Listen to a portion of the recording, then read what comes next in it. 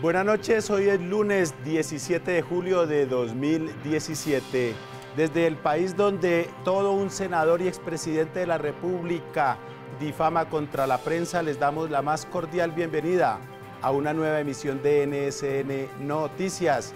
Y esta es la desinformación que les tenemos para hoy.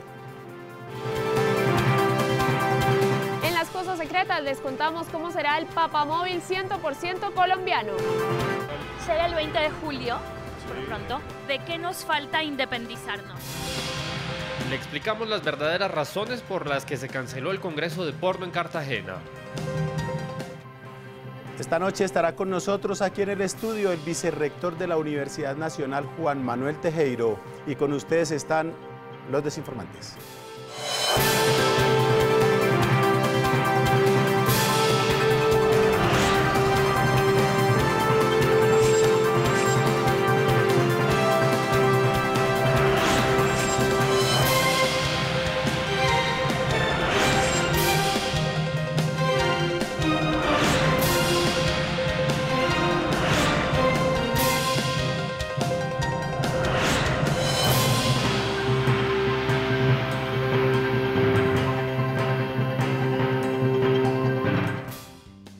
El viernes pasado, el senador Álvaro Uribe Vélez lanzó una acusación temeraria contra el columnista de la revista Semana, Daniel Samper Ospina. En su cuenta de Twitter, el expresidente acusó a Daniel de ser un violador de niños, señalamiento que no solo es injusto, sino a todas luces inaceptable. En solidaridad con Daniel, periodistas y columnistas de todo el país expedimos ayer el siguiente comunicado por el respeto.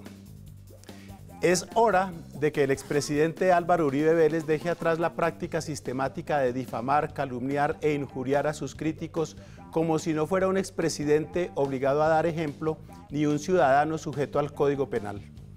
El límite de todos los colombianos es y debe ser la ley, y es tiempo de que el expresidente esté a la altura del enorme poder del que ha venido abusando sin mayores consecuencias. El último ejemplo de su estrategia de estigmatizar e intimidar para imponerse en el debate público, aquello de permitirse llamar violador de niños al periodista Daniel Samper Ospina frente a sus más de 4 millones de seguidores de Twitter, no es solo una infamia irreversible que habrá de tener solución en la justicia, sino también un repugnante acto de violencia que ya ha empezado a llamar a más violencia. Twitter es la vida real. Quien comete un error, un delito allí, comete un delito en su país. Hoy, cuando en las redes sociales se ha vuelto común hostigar a los periodistas hasta ponerlos en peligro, resulta inaceptable que el expresidente siga jugando el perverso juego de rectificar cuando el daño ha sido hecho, siga legitimando socialmente esa manera temeraria de participar en la deliberación pública y liderando ese premeditado ataque contra la prensa y la libertad de expresión. Ese de echarle la culpa y acusar de conspirador al mensajero, que es una arremetida contra la democracia. No se trata de reclamar de ninguna manera un trato privilegiado para los periodistas, ni de librar al periodismo de la crítica, sino de defender el derecho de todos a hablar sin ser objeto de los abusos de quien se sabe poderoso. Una palabra de Uribe basta para enlodar un nombre, para exacerbar los odios de tantos colombianos frustrados, para degradar y envenenar el necesario debate político del país. Lejos está del líder responsable y digno que tendría que ser. Pero él sabe todo esto. Él no está reaccionando en caliente ni cometiendo un desliz, sino redoblando un comportamiento peligroso e inescrupuloso, cargado de intenciones políticas. Corresponde a la ciudadanía, pues, el siguiente paso: dar ejemplo, exigir sin miedo, con la ley de su lado, el fin de la calumnia como estrategia. Solidarizarse con el calumniado más allá de las contingencias de la política. Decirle al calumniador que ha llegado la hora de que se detenga. Empecemos ahora sí nuestro resumen desinformativo de la semana. Y recuerden que pueden seguirnos en nuestra cuenta de Twitter NSN Noticias. Y a propósito del tema de este fin de semana, en NSN Noticias les tenemos el listado de requisitos que está pidiendo el Centro Democrático para poder inscribirse como candidato de ese partido en las próximas elecciones al Congreso. Angélica Casallas nos tiene los detalles. Vlado, el senador Álvaro Uribe anunció hace unos días que en las elecciones legislativas del próximo año encabezará la lista al Senado de su partido, el flamante Centro Democrático. A pesar de que el expresi había dicho hace un tiempito que se iba a retirar y que iba a dedicarse a gozar de su buen descanso al lado de sus nietos, prefirió seguir sacrificándose por el bienestar de nuestra patria. Y claro, está armando un equipo de lujo para que los colombianos voten en esos comicios. Así que si usted está pensando en hacer algo bueno por este país, volver trizas los acuerdos de paz y trabajar de la mano de verdaderos intelectuales, esta es su oportunidad de que el doctor Uribe lo incluya en esa exclusiva lista de buenos muchachos aspirantes al Congreso. Los requisitos y documentos para aplicar son muy fáciles. No necesita presentar su declaración de renta. Es más, si la tiene escondida, mucho mejor. No es necesario presentar el certificado de antecedentes penales o disciplinarios. De hecho, mientras más antecedentes tenga, mejor. Pero ojo, no se exceda porque si son demasiados antecedentes, se lo llevan para cambio radical. El aspirante debe tener experiencia en temas digitales, especialmente en chuzadas y hackeadas, ojalá sin su consentimiento, obviamente. Debe ser hábil trabajando bajo presión, ya que lo único que debe hacer si queda seleccionado es hacer caso. Y si tiene talento para escribir, tiene buenas posibilidades. Si escribe, por ejemplo, columnas de opinión en las que considere aceptable el asesinato del presidente de otro país, suma muchísimos puntos extra. Y tranquilo, porque no le van a hacer ningún examen de cultura general, ni prueba de ética, ni nada que involucre un polígrafo o algo por el estilo. Con que usted se haya dado cuenta de que Colombia va peor que Venezuela, basta y sobra. Así que apúrense porque la inducción la va a dar el propio expresidente Uribe. Vlado, lo dejo porque yo ya estoy llenando mi formulario y eso sí está como larguito, así que siga con más desinformación desde el estudio. Sin duda está bastante fácil ser candidato del Centro Democrático. Lástima que más de un buen político que tiene sus buenos méritos para estar en esa lista no tiene prontuario, desafortunadamente. Mejor pasemos a una nueva sección que hemos preparado para ustedes a modo de servicio social para que los uribistas y toda esa gente de la extrema derecha siga defendiendo todos sus derechos de una manera apasionada, transparente, tal y como ellos nos tienen acostumbrados. Adelante con esta nueva y muy importante sección, don Daniel Rugey. Bienvenidos a Derechos del Derechito, el programa de televisión que le enseña algo del común y al uribista de a pie a defender su derecho. Hoy enlistaremos los pasos que son necesarios para aperturar un verdadero camino hacia la democracia. Esto, visto desde los más juiciosos análisis de la teoría del derecho tradicional.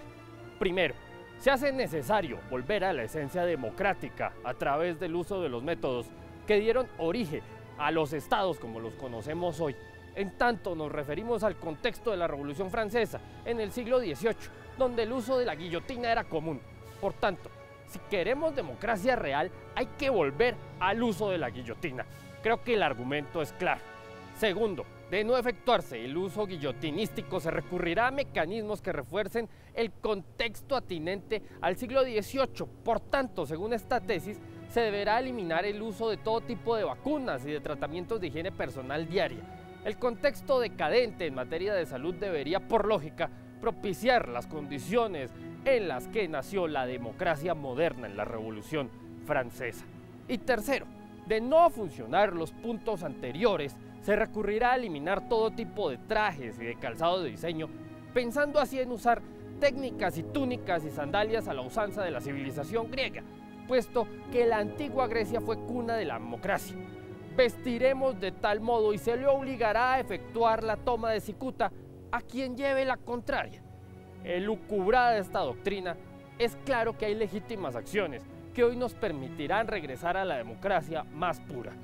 Esto fue Derechos del Derechito, el programa de televisión que le enseña algo del común y al uribista de a pie a defender su derecho. Con esas excelentes recomendaciones nos vamos a nuestra primera pausa en la noche de hoy, pero ustedes quédense ahí porque la desinformación apenas comienza.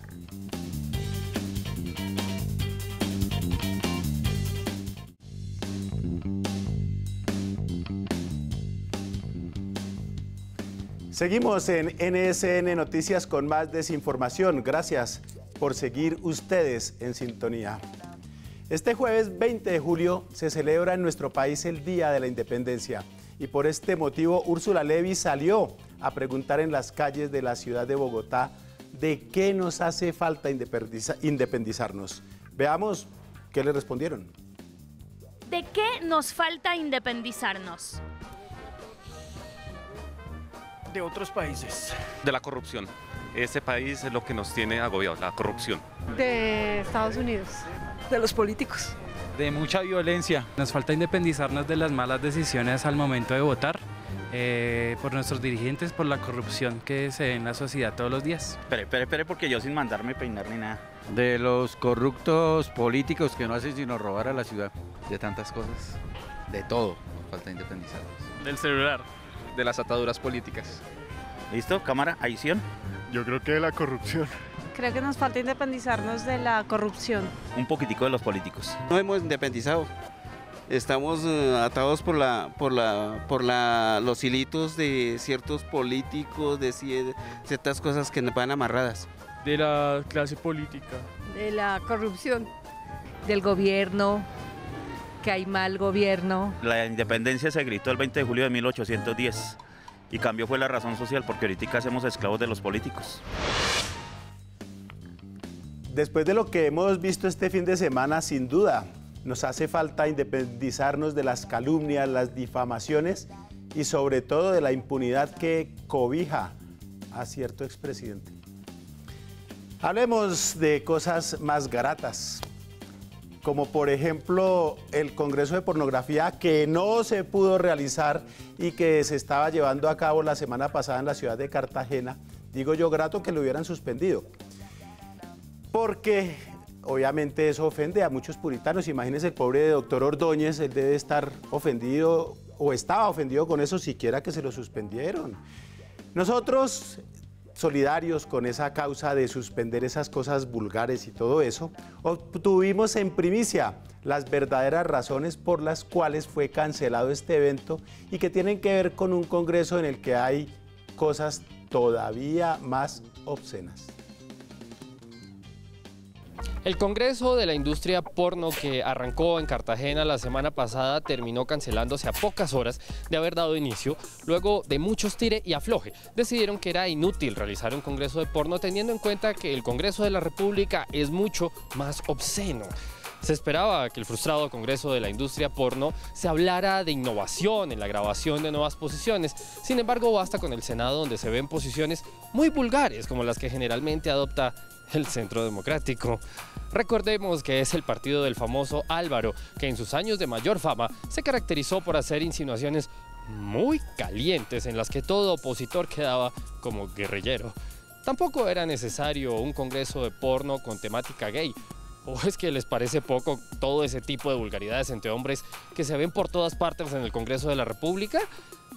¿Qué tal, por ejemplo, las escenas que protagoniza todo el tiempo el machismo a pesar de la ley de cuotas femeninas? Eso sí es obsceno. El Capitolio además ya es icono de la industria porno. Allí se rodó la película Triple X que batió el récord mundial por incluir la mayor cantidad de actores en una escena, 46 millones de colombianos. El título de la cinta fue Reforma Tributaria 2016. La aclamada película muestra al galán de la industria Mauricio Cárdenas, muy bien dotado de mayorías parlamentarias, haciendo todo tipo de malabares mientras abusa de todos sus compatriotas. Regresamos con más desinformación. Ese Congreso sí que es una verdadera vulgaridad. Bueno, nosotros tenemos que hablar de nuevo de nuestro ídolo James Rodríguez, quien está jugando desde la semana pasada en el Bayern de Múnich, después del novelón que protagonizó en el Real Madrid, muy en contra de su voluntad, porque no fue culpa de todo lo que pasó. James muy dignamente dejó las filas del equipo blanco y ahora es ejemplo para muchos que en nuestro país no entienden que les va mejor yéndose de donde no los tienen en cuenta, donde no los quieren, donde no los respetan, donde no los dejan jugar. Por eso, doña Úrsula Levy nos hizo el siguiente análisis. La semana pasada conocimos la feliz noticia de que James Rodríguez finalmente se fue del Real Madrid. Y ya era hora, en serio, porque honestamente, quedarte en un lugar en el que no te quieren y no te valoran, no da.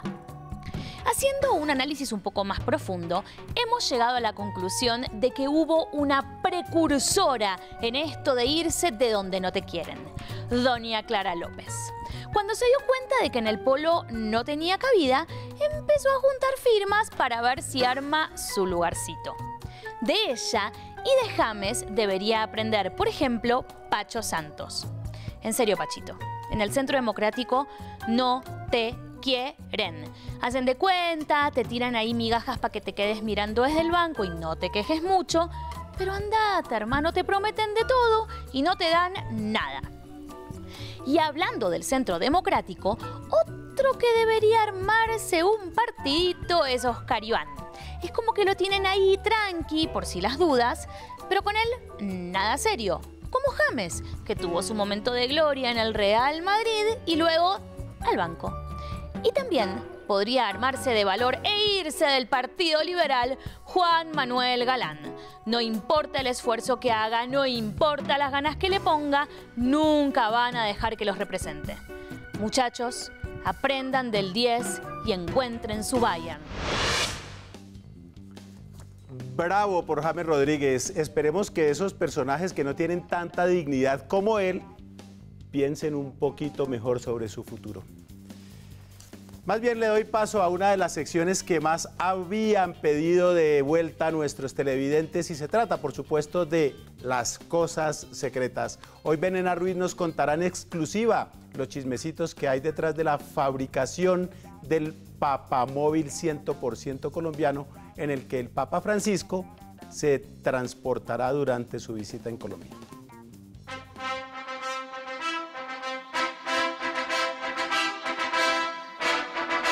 Buenas noches, estas son las cosas secretas. La visita del Papa Francisco a nuestro país tiene a mucha gente trabajando fuertemente para que su santidad crea que aquí todo está perfecto.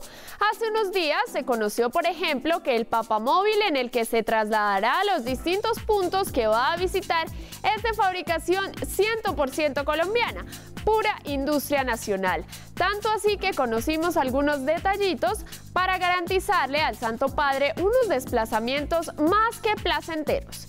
Primero que todo, el nombre será modificado un poquitico y se llamará el Papayamóvil.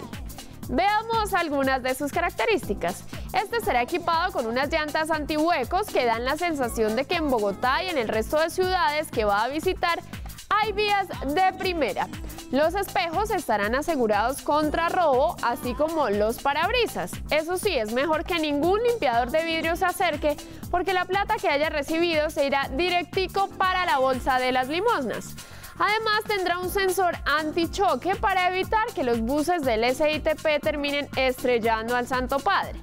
El Papayamóvil contará con un GPS para evitar los trancones de Bogotá especialmente. Sin embargo, si el conductor se llegara a topar con uno, el Papa podrá disfrutar de un sistema de entretenimiento con cuenteros de Transmilenio contratados especialmente para que el Santo Padre saque muchísimas carcajadas. Y por supuesto, no le va a faltar la calcomanía de Francisco a bordo y la de El Pito no empuja, para evitar que los flamantes choferes colombianos acosen el camino del Papa, quien viene preparado de todas maneras con un par de tapones para los oídos. Dado esta tecnología 100% nacional, será apreciada por el mundo entero durante la visita de su santidad. Así que yo desde ya estoy preparada para lagartearme un paseíto en ese carro que sin duda va a costar un dineral. El 19 de julio de 2007 falleció el gran caricaturista y humorista argentino Roberto Fontana Rosa, quien dejó magníficos textos e imborrables trazos en los cuales no solo se destacaba su pasión por el fútbol, sino que retrataba de manera impecable la absurda realidad de su país y del mundo. 10 años ya. ¿Qué falta le hace el negro a este continente? ¿Cómo se estaría divirtiendo con Trump? Con este recuerdo de talento y de humor y de ingenio, le damos la bienvenida esta noche al Carrusel de la Desinformación.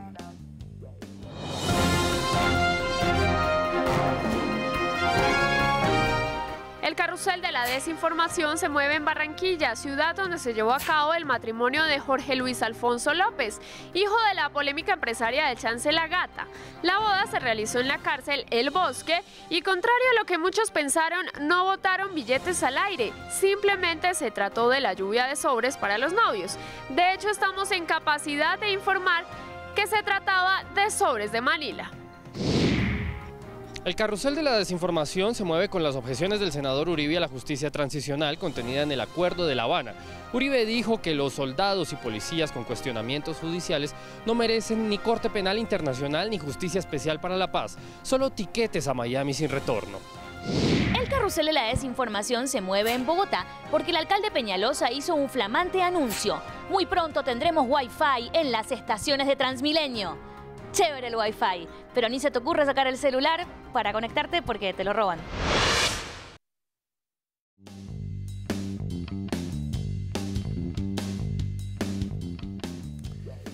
Este año la universidad más importante de Colombia, la Universidad Nacional, está cumpliendo 150 años. Nada, casi nada, ¿no? Una medio pendejadita, 150 años. No es la más antigua, pero sin duda es la universidad más sobresaliente del país. Es la universidad donde se educa la gente que en su mayoría proviene de estratos que no tendrían manera de acceder a una universidad más cara, a universidades privadas, que tiene un catálogo de carreras impresionante, que siempre está en los primeros lugares junto con la Universidad de los Andes, que ha dado al país muchísimos talentos en distintas áreas, en muchas disciplinas. Por eso nosotros nos queremos sumar a ese aniversario conversando esta noche con un funcionario de altísimo rango de esa universidad, con un doctor de verdad, no de esos que ponen en la hoja de vida por pendejear ahí que son doctores, que tienen maestría, no, un doctor de verdad, de verdad. Les estoy hablando del vicerrector académico de la Universidad Nacional, el doctor Juan Manuel Tejero. Buenas noches, doctor Tejero. Buenas noches, Vlado. Es un gusto tenerlo aquí. No, pues para mí esto es un programa extraordinario. Bueno, pues nosotros en Colombia tenemos la idea de que la Universidad Nacional, hay gente que piensa que es imposible entrar, que es muy difícil, y en realidad yo tengo entendido que las solicitudes son inmensas para los cupos que la universidad puede manejar. ¿Cuántos estudiantes tiene hoy la universidad? A ver, hoy tenemos 55.000 estudiantes. ¿En todas las sedes? En todas las sedes, de ellos 10.000 son de posgrado, especialidades médicas, maestrías, doctorados, especializaciones, y 45.000 de pregrado en todas nuestras sedes. 45.000 de pregrado. ¿Y cuál es la carrera en la que más se inscribe gente?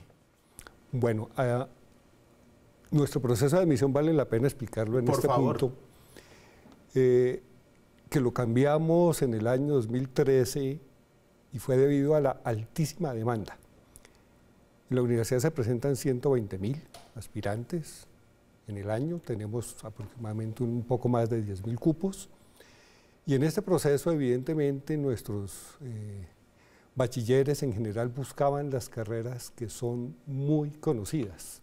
Cuando uno le pregunta a alguien qué va a estudiar, Derecho, pues medicina, algo psicología, ese es como el mundo, digamos, inicial. Pero cuando uno abre la página de la universidad encuentra 94 carreras en todas las áreas del conocimiento. Uno ve cómo el muchacho se enfrenta a que no sabe exactamente dónde ubicarse. Entonces, en la demanda original, por ejemplo, se presentaban 12.000 aspirantes a medicina y tenemos 120 cupos. Entonces quedaban la inmensa mayoría por fuera. Entonces ahora hacemos un examen de admisión, el estudiante recibe su calificación, su puesto en todas las componentes que analizamos, y después de eso, a partir de los puntajes más altos, van escogiendo carrera. Y tienen la información plena para tomar una decisión. Si ya la carrera a la cual ellos aspiraban se ha llenado el cupo, puede escoger una segunda opción, o si quiere, no escoge nada y no nos quita un cupo. ¿Y puede aplazarlo? ¿Puede decir, no, entonces yo no entro este semestre, sino el siguiente? Puede guardar su puntaje de admisión un semestre y puede volver a presentar el examen si lo desea, y compite con el mejor puntaje. En ese proceso, cuando uno ve la demanda anterior, que era una demanda alrededor en torno a primera medicina, segundo derecho, 4.000 aspirantes, ingenierías, algunas civil, mecatrónica, digamos, ese era como el mundo en que se movía esto. En este momento, cuando aparece el primer grupo de los puntajes más altos, estamos hablando de 70.000, los primeros 2.000 más altos. Las carreras que comienzan a escoger no son necesariamente esas. Medicina evidentemente sí está en los top, pero aparecen carreras como geología, como física, donde los puntajes más altos van y escogen esas carreras. Son carreras del futuro, ¿no? Pues... Bueno, usted no puede porque usted está viciado en su opinión. Usted es doctor sesgado. ¿En física? En física, realmente en cosmología es mi área. ¿En cosmología? Trabajé gravitación, cosmología, toda esa... Un montón de cosas que uno no entiende. Que son maravillosas y extraordinarias para entender el mundo, pero realmente... Y cuando usted estudia esas cosas por allá, ¿no se ha encontrado, por ejemplo, a Angelino Garzón o a otros elevados que se la pasan por allá en las nubes? No, yo voy un poco más allá. Va más allá, va todavía más lejos. Un poquito más lejos. Colombia, en ese aspecto de preparación de estudiantes y con lo que usted me está contando, ¿ha progresado en la visión a mediano y largo plazo de carreras del futuro? No, yo creo que ahí nos falta un trabajo extraordinario y viene de la parte de la educación básica y media. Y yo entiendo, no culpo a los profesores, no culpo porque si nosotros nos hacemos un examen, ¿qué carreras hay? Muy pocas personas pueden nombrar más de 10 o 15 carreras, que es como la visión que uno tiene como el mundo. Pero las posibilidades son extraordinarias. Y lo más interesante es que casi no importa por qué carrera comience uno, el mundo que uno se quiere construir lo puede abrir y hacer desde cualquier perspectiva. Hay áreas del conocimiento hoy en día que son extraordinarias, neurociencias. Y por allí puede entrar desde las matemáticas, de la medicina, de la ingeniería, de la física, de la psicología. O sea, si uno sueña con ese mundo extraordinario de entender el cerebro, hay muchos caminos. ¿En la Nacional hay neurociencias como carrera? Como carrera no. Ya se trabaja, hay grupos de investigación dedicados al tema de las neurociencias y allí convergen varias áreas del conocimiento. Por eso es tan rico y tan extraordinario y maravilloso. Desde la comunicación misma, que son aspectos de las neurociencias, que cómo nos comunicamos, qué sienten las personas frente a una pantalla de computador, qué miran, qué entienden, qué no entienden. Ese mundo tan complejo de nosotros los humanos. Nos toca irnos a comerciales, pero antes quiero hacerle una pregunta. En este mundo que nos ha tocado tan complejo y que avanza tanto, ¿qué carreras se han quedado obsoletas en el pensum de la universidad? Digo yo, ya no se necesita, ¿no? Así como por un lado se ha acabado, por decir algo, temas como los carteros, por ejemplo, es una profesión que se vino a menos, que uno antes veía carteros, ahora no, ve mensajeros y esas cosas, pero es otro paseo. En ese tema profesional, ¿qué carreras desaparecieron por sustracción de materia o porque ya no se necesitan? No, hasta el presente ninguna carrera ha desaparecido. Hay carreras que han tenido sus momentos complejos. Una carrera muy conocida, la electrónica. Como eso avanza tan rápido. Cuando se forma un profesional, y estamos en la época de la electrónica digital o analógica, en cuestión de pocos años todo esto evoluciona mucho. Muchas veces el profesional como que salía y estaba, digamos, atrasado respecto a la evolución. Las mismas ingeniería de sistemas, eso también es un mundo extraordinario. Entonces le toca a la carrera misma evolucionar muy rápido. Pero no ha desaparecido ninguna tal, no ha sido ninguna retirada del pensum por falta de estudiantes. No, nunca nos han faltado en ninguna carrera estudiantes. Bueno, de esta manera arrancamos esta conversación sobre los 150 años de la universidad más importante de Colombia, sin duda la Universidad Nacional. Quédense ahí, por favor, porque el doctor Tejero todavía tiene muchas cosas para contarnos.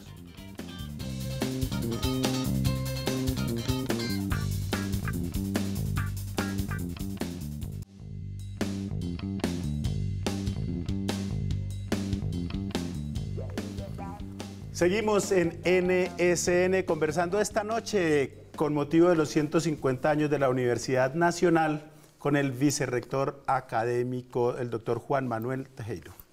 Doctor Tejero, ¿cómo termina un investigador, un científico en la burocracia? Porque al final, cuando uno lo pone en un escritorio, en un cargo administrativo, eso, usted no se siente un poquito con ganas de seguir husmeando el cosmos en lugar de estar husmeando carpetas y archivos y nóminas y presupuestos. Sí, totalmente. Ahora, yo soy profesor titular de la universidad. Hasta hace poquitos años que pues venía ocupando cargos, la decanatura, dirección académica, siempre mantuve mis clases.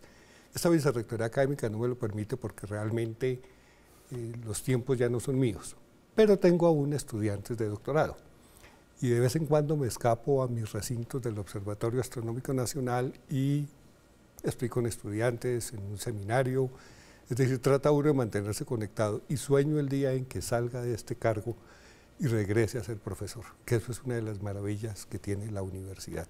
Este cargo no me va a llevar a más cargos, eso no importa, eso es lo de menos, uno siempre tiene su origen como profesor, que es lo que uno le ha gustado hacer.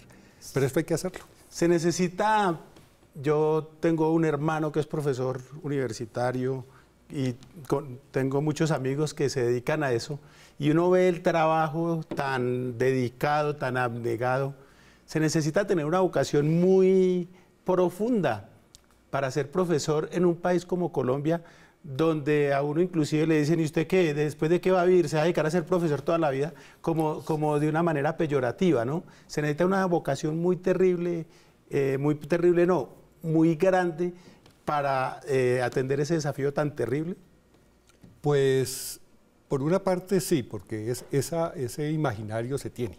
Si uno estudia una carrera como física o como filosofía, pues le dicen, usted va a ser profesor. Ser profesor, yo debo confesar una cosa, yo en la universidad como profesor 36 años ya, y como estudiante y estudiante maestro otro poco, pero nunca he trabajado. Siempre se ha gozado su trabajo. No he trabajado, no he tenido que trabajar, no me ha costado trabajo hacer lo que hago. ¿Nunca le ha dado pereza decir, ay, no, qué pereza hoy levantarme a...? No, a veces, yo tuve la semana pasada de vacaciones y a veces me levantaba y decía, uno tiene que aprender a disfrutar del tiempo libre, por supuesto, pero la universidad es como un tiempo libre. ¿Sabe que no lo envidio? Porque a mí me pasa lo mismo. No hay nada más agradable que uno trabajar en lo que a uno le gusta. Y para mí, el caricaturista Antonio Mingote de España decía que él tenía la suerte de que su trabajo es su hobby. Sí, exactamente. Entonces uno no trabaja. Uno disfruta. Disfruta. Yo no sueño con la pensión, eso pues algún día me tocará y evidentemente dejará uno el espacio a sus estudios. Pero los profesores siguen. Un ejemplo, Yuta Keuchi, un profesor de cálculo, de matemáticas, llegó en los años 50. Y él se pensionó pues a la edad obligada de la pensión de los profesores, que afortunadamente es alta, siempre son 10 años mayor que la pensión obligatoria del Estado, y él después de eso siguió dando clases hasta sus 98 años que murió. Wow. Y era fantástico. Realmente oír un sabio de estos es maravilloso. Así enseñe lo básico y lo sencillo, es extraordinario. En estos 50 años, ¿en qué punto siente usted que se encuentra la Universidad Nacional, no solo frente a las demás universidades colombianas, sino la universidad como institución frente a sus estudiantes, frente a la comunidad universitaria? La universidad realmente es un mundo extraordinario desde que se fundó. Yo creo que desde sus mismos orígenes, como fue pensada una universidad del Estado, pero no del gobierno, que eso es importantísimo tenerlo presente. Creo que eso lo ha cuidado permanentemente y la persona que entra allí es una persona que sabe dónde está. Es decir, hay un compromiso, hay realmente una cosa extraordinaria. Creo que esa es la fuerza que nos ha sostenido a lo largo de estos 150 años agitados, porque nuestra vida en este país política ha sido muy compleja y se ha superado pues muchos. Pero yo creo que esa es esa vitalidad que la hacen sus profesores, sus estudiantes. La universidad obviamente es un foro de discusiones. si hay una institución que representa al país real es la Universidad Nacional, sin duda, donde hay gente, sobre todo desde que dejó de haber esas interrupciones académicas que duplicaban el tiempo de estudios de cualquier carrera, donde había estudiantes eternos que se dedicaban a otras cosas menos a estudiar. Pero en la Universidad Nacional, al encontrarse todo eso, hay muchas discusiones internas de estudiantes, de profesores, y recientemente veía yo en redes, por ejemplo, que la universidad se está cayendo, que es que tales instalaciones que están dilapidando la plata. ¿Qué tan cierto hay en eso? No.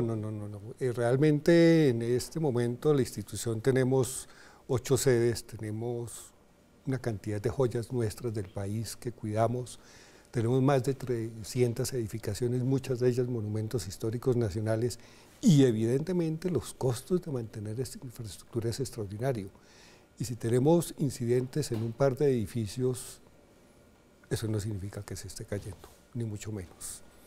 Es decir, significa, eso sí, que se requiere un presupuesto acorde con nuestra función y con lo que hacemos.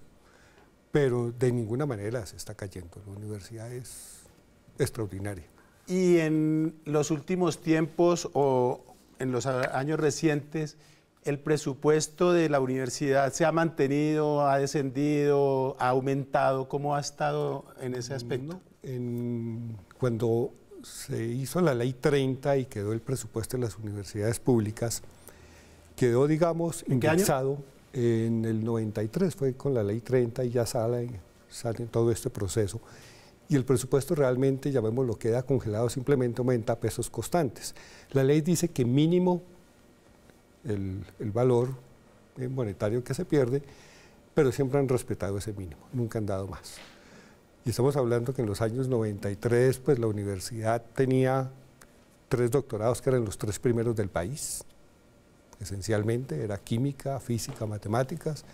Hoy tenemos casi 70 programas de doctorado, teníamos unos 50 programas de maestría, especializaciones, especialidades, hoy tenemos más de 300. O sea, la universidad tenía una dinámica como deben tener las universidades, donde el conocimiento tiene que ir avanzando, los posgrados tienen que ir saliendo, y eso se ha hecho con el mismo presupuesto esencial.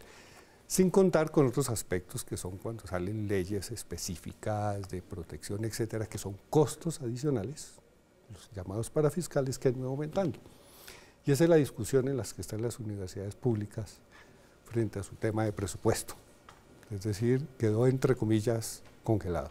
Nuestra planta docente es la misma, no podemos aumentarla. Tenemos los mismos 3.000 profesores aproximadamente, pero ya hoy en día y cada vez más cualificados y evidentemente de mayor costo, como debe ser. Bueno, nosotros nos vamos a nuestra segunda pausa en esta conversación tan interesante con el vicerrector de la Universidad Nacional, pero ya regresamos a cerrar este diálogo del cual yo personalmente estoy aprendiendo bastante. No se muevan, por favor, quédense ahí, que esto todavía no termina.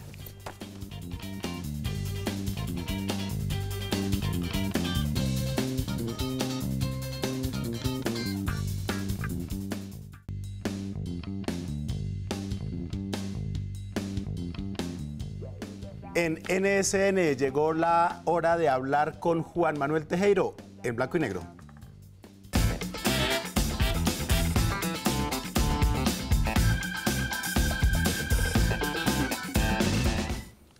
¿Comer o beber? Comer. ¿Multa o cárcel? Multa. ¿Chat o llamada? Llamada. ¿Tinto o perico? Tinto. ¿Pedir perdón o pedir permiso? Pedir permiso. ¿Perros o gatos? Gatos. ¿Rayado o cuadriculado? Cuadriculado. ¿La luna o las estrellas? Las estrellas. ¿Quisiera ser más alto o más moreno? Más alto. ¿Prefiere licor nacional o importado? Nacional. ¿Conquistar o que lo conquisten? Que me conquisten. ¿Bogotá o Maguncia? Bogotá. ¿Twitter o Facebook? Twitter. ¿Batman o Superman? Oh, Superman. ¿Robledo Ángela o Robledo Jorge? No hay opción, Robledo Ángela. ¿Carro automático o mecánico? Automático en Bogotá. ¿Amigos o amigas? Amigas. ¿Astronautas o cosmonautas? Astronautas. ¿Mantequilla o mermelada? Mantequilla. ¿Matrimonio civil o religioso? Matrimonio civil. ¿Legalizar o prohibir? Legalizar. ¿Rubias o morenas? Morenas. ¿Viajar en avión o en carro? En carro. ¿Televisión o Netflix? Televisión. ¿Optimista o uribista? Optimista. ¿Muerte natural o eutanasia? Muerte natural. ¿Café o chocolate? Café. ¿Agua panela o limonada? Agua panela. ¿Pan o arepa? Pan. ¿Daniel Sanpedro Espina o Álvaro Uribe? Daniel Sanpedro Espina. Esto ha sido En Blanco y Negro con Juan Manuel Tejero.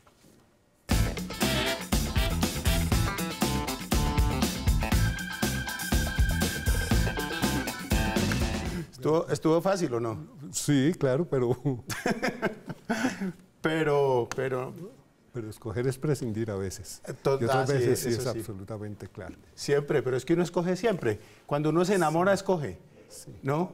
Y después de que se enamora, se le aparecen otras para enamorarse y uno ya escogió. Entonces ya se fregó. Bueno, doctor Tejero, yo quiero que usted nos cuente un poco. En este nuevo proceso, la Universidad Nacional ha sido un actor no solamente académico y cultural y científico del país, sino también un actor político.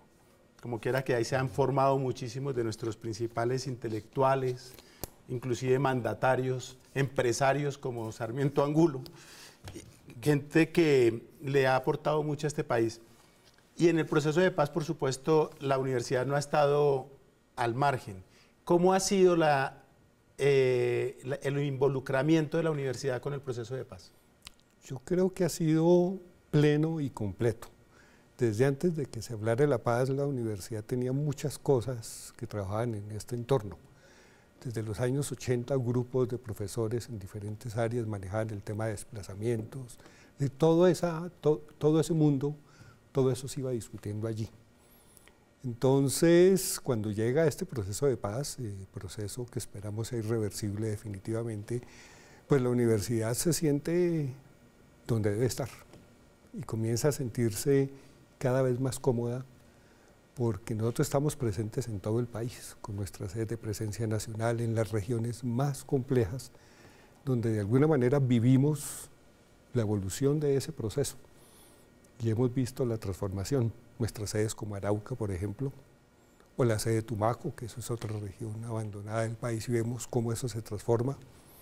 Realmente creo que la universidad está donde debe estar, haciendo país. Para eso fue constituida. Y han hecho muchos estudios, muchas investigaciones para aportar a las conversaciones y ahora al desarrollo de lo que está pasando con este proceso. Sí, hay grupos, tenemos grupos constituidos evidentemente, y no solamente el hecho de que se constituye un grupo significa que se hace, sino se conformaron los que ya venían trabajando y se discute en torno a la paz en diferentes aspectos. Evidentemente acompañamos al gobierno como se acompañó en el proceso de paz de La Habana junto con la ONU, lo acompañamos también en el tema de toda la encuesta que se hizo a todos los reinsertados. Todas estas tareas las hacemos, pero más allá seguimos haciendo nuestras propias tareas desde la academia. Dar oportunidad para la formación de la gente en estas regiones. En fin, es decir, ahí hay un panorama extraordinario, todo el tema del medio ambiente también se trabaja muchísimo. Tenemos todos nuestros profesores dedicados a estos temas que recorren estas regiones, conocen muchísimo de lo que ha venido pasando. Entonces creo que hemos aportado y tenemos muchísimo más que aportar. Ahora que usted habla de medio ambiente, quiero cambiar de tercio para hablar del medio ambiente aquí en Bogotá. La Universidad Nacional, tengo entendido que está muy involucrada en la defensa de la Reserva Van der Hamen. Sí. En ese aspecto, ¿por qué cree usted que el alcalde sigue tan obstinado en adelantar un proyecto urbanístico que afecte esas áreas? Es que yo creo que hay más impacto para un mandatario en un momento dado en hacer algo que en preservar algo, porque el preservar algo, eso ya está allí, entonces pues aparentemente allí no se va a ganar nada. Y yo creo que es esa tensión que hay en lo que un mandatario se enfrenta cuando vienen proyectos de desarrollos. Hay cuestionamientos grandes. Bogotá pues comenzó a crecer, se hizo donde no debe haberse hecho. Eso fue lo primero que el mismo Humboldt dijo. Nadie se le hubiera ocurrido fundar una ciudad aquí en semejante sitio que era la sabana de Bogotá, un gran humedal. Claro, la fundaron ahí sobre la montaña, pero bueno, hecho eso comienza a invadir toda esta sabana, evidentemente, es el crecimiento natural. Y ahí comienza, pues, en una época en que los temas del medio ambiente no eran claros ni estaban en la agenda política, pues crecía de alguna manera con los intereses o los desarrollos que se daban. En este momento hay una cosa que es clara, es decir, esto hay que racionalizarlo. Eso definitivamente, y esto hay que evaluarlo. Y entonces preservar estos sitios, las grandes ciudades se deben sentir orgullosas de tener sitios de espacios aún naturales, a pesar de la invasión que se dio. Entonces, posiblemente sea eso el tema de discusión. Bueno, ojalá que en algún momento nuestro alcalde entre en razón. Yo quiero agradecerle, se me quedan un montón de cosas por hablar, como siempre pasa en estas conversaciones, pero también espero que usted también regrese acá para que un día hablemos del cielo, de las estrellas. Fantástico. Y de otros temitas menos terrenales, literalmente hablando, ¿no? Pues claro, con muchísimo gusto, me encantaría. Muchísimas gracias, muchas gracias por su compañía, felicitaciones por su intermedio a toda la Universidad Nacional, a los profesores, a los estudiantes, al cuerpo administrativo, que todos los colombianos tenemos que estar agradecidos con la existencia y el trabajo de la Universidad Nacional. Muchas gracias. Gracias, Brad. Y a ustedes, como siempre, les agradecemos por su sintonía. Los esperamos nuevamente, como todos los lunes, aquí el próximo lunes a las 10 en punto de la noche para seguirlos desinformando.